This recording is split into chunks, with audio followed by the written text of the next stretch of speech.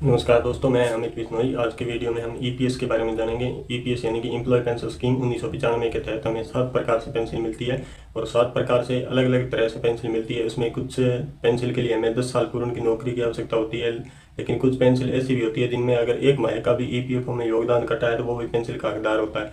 और पेंशन में बेसिक 4 ही employ approval होते हैं, यानी ई नामांकन अपने नॉमिनी करवाते हैं तो उसमें 4 ही नॉमिनी अप्रूवल होते हैं, जिसमें एक पत्नी, माता पिता और बच्चे। उसके तहत हमें देखेंगे किसी में अलग अलग नियम एवं शर्त होती है ईपीएफओ की। उसके 7 प्रकार में क्या क्या शर्तें हैं और क्या क्या नियम है उसके बारे में। पहला आता है ईपीएस। ईपीएस यानी एम्प्लॉयज पेंशन स्कीम योजना 1995। इसमें क्या होता है, हमें 7 प्रकार से टोटल जो ईपीएस मिलती है वो 7 प्रकार से मिलती है। 7 प्रकार से मतलब इनमें अलग अलग नियम एवं शर्त होती है। किसी में 10 साल पूर्ण तो किसी में मात्र 1 माह की नौकरी की आवश्यकता होती है। अब इसमें मैंने आपको बताया था जो अप्रूवल होता है पेंशन में वो सदस्य माता पिता पत्नी और बच्चे। बच्चे 3 तक ही मान्य होते हैं। 3 तक कहने का मतलब है इसमें अप्रूवल तो 2 ही होंगे, लेकिन तीसरे का भी मैं आपको बताऊंगा तीसरा किस प्रकार से अप्रूवल होता है उसके बारे में। अब हम जानते हैं ये 7 प्रकार एक एक करके सभी को जानेंगे। ये वो सुपर एनुअस है, यानी कि वर्ध अवस्था के अंदर जो पेंशन मिलती है उसके बारे में।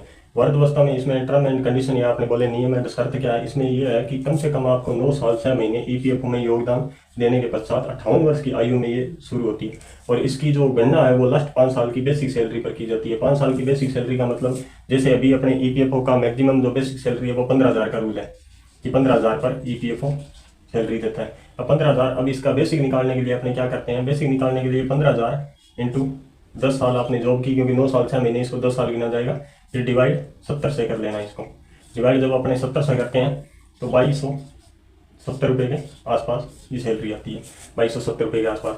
अब सुपर एन्युएशन वर्क पेंशन योजना के अंदर 9 साल 6 महीने ईपीएफओ में योगदान देने के पश्चात 58 वर्ष की आयु में शुरू की जाती है। इसकी लास्ट 5 साल की बेसिक सैलरी पर इसकी गणना की जाती है। ये 2270 रुपये मैंने आपको बता दिए। अब यहाँ पे 9 साल 6 महीने, अगर किसी व्यक्ति ने 15 साल या 20 साल या 25 साल किया है तो आप एक काम करना, जो मैंने डिवाइड या 10 पे किया ना, यहाँ पे आप 15 भी कर लेना और 20 भी कर सकते हो और 25, जो भी इसको डिवाइड करने और 70 से अपने डिवाइड करने के बाद में जो यहाँ पे आएगी, कहीं पे 3200 रुपये आएगी तो कहीं पे अगर मैं इसको 25 से डिवाइड करता हूँ तो लगभग 5400 रुपये आएगी। ये आपको हर मंथ आपके खाते में पेंशन के रूप में ईपीएफओ देता है।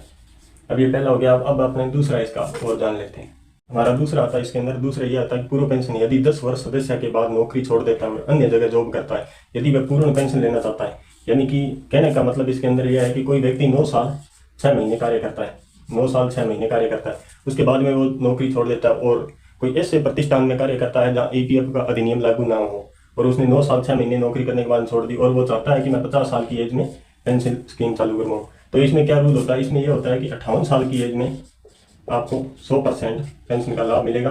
जैसे मैं मानता हूँ किसी व्यक्ति की 10,000 रुपये सैलरी है, 10,000 रुपये, अगर वो 57 की एज में चालू करवाएगा, 57 की एज के अंदर, यहाँ 58 था यहाँ 57 में कर दिया, 57 की एज में चालू कराएगा तो उसे 96 यानी 9600 रुपये मिलेंगे। अगर वो 56 की एज में चालू करवाएगा तो उसे 9216 रुपये मिलेंगे। यानी कहने का मतलब कि यहाँ 4% कम होता जाएगा। अब अगर अपने 10,000 का 4% निकालें तो 9600 रुपये बचते हैं, और अब इन 9600 का 1 साल पीछे जाएंगे तो इस 9600 का 4% निकलेगा। अगर इसमें 56 की जगह को 55 में चालू करवाएगा तो ये 9216 है, इसमें 4% निकलेंगे। ये नहीं कि टोटल राशि के अंदर ये 10,000 में से ऑटोमेटिकली 4 कम होते जाएंगे, नहीं। अगर 1 वर्ष कम है तो 4%, अगर 2 वर्ष कम है तो इन जो राशि पे बना था वो 9600 रुपये, इस पे 4% कम होगा। ये भी ध्यान रखिए, ये ईपीएफओ का नियम है। टोटल अगर 50 साल की बात करें तो 50 साल में अगर मैं इस 10,000 की रकम का मानूं तो लगभग 8% कम होगा, 8 से 9% के करीबन कम होता है, 8 से 9%, यानी मान सकते हैं उसको लगभग 9,000 से लेके 9100 रुपये पेंशन मिल सकती है। सॉरी 9100 रुपये, 91,000 रुपये, 9100 रुपये तक पेंशन मिल सकती है। अब आपको समझ आ गया होगा किस प्रकार से आता है डिसेबलमेंट पेंशन। डिसेबलमेंट पेंशन का मतलब क्या होता है कि ऐसा सदस्य जो विकलांग है, यानी कि विकलांग पेंशन है, हिंदी में पढ़े इसको विकलांग बोलते हैं। अगर कोई सदस्य विकलांगत के कारण नौकरी छोड़ देता है, उसे किसी भी प्रकार का अधिनियम लागू नहीं होता है। कहने का मतलब है कोई व्यक्ति कार्य कर रहा है और किसी वजह से उसको चोट लग गई है, उसका एक्सीडेंट हो गया और विकलांगत अवस्था में आ चुका है, अब वो नौकरी करने में सक्षम नहीं है या वो नौकरी नहीं करना चाहता, क्योंकि विकलांगत होने के बाद में अधिकतम अपने देखते हैं कि नौकरी करना कई प्राइवेट सेक्टर के अंदर बहुत कम जॉब के चांस होते हैं, इसलिए उसे मात्र 1 महीने का ईपीएफ जमा होना जरूरी है। यानी कहने का मतलब चाहे किसी व्यक्ति ने 1 महीने का ईपीएफ क्यों ना जमा हुआ हो और किसी प्रकार से उसका एक्सीडेंट हो गया और विकलांगत हो चुका है और उसका 1 महीना पीएफ जमा है, तो वो पेंशन के लिए अप्रूवल है। ये कहने का मतलब है कि विकलांगत्व के अंदर ये ईपीएफ पेंशन का 1995 के तहत नियम है कि इसके अंदर अगर किसी का 1 महीने का भी पीएफ जमा हो तो वो पेंसिल के लिए अप्रूवल हो जाएगा। इसमें जो मिनिमम होती है वो मिनिमम मैं बोलूँ तो 1000 रुपये होती है कि 1000 रुपये से शुरुआत होती है। बाकी अगर कोई 1 साल 2 साल या 5 साल या 8 साल तक जॉब करता है, क्योंकि 9 साल तक अपने मान सकते हैं और 10 साल में तो ऑटोमेटिक पेंसिल स्टार्ट भी हो जाती है, तो ये अगर उसकी कटी हुई है तो इसकी आधार की गणना पे मैक्सिमम जो पेंसिल मिल सकती है वो 2500 रुपये तक है।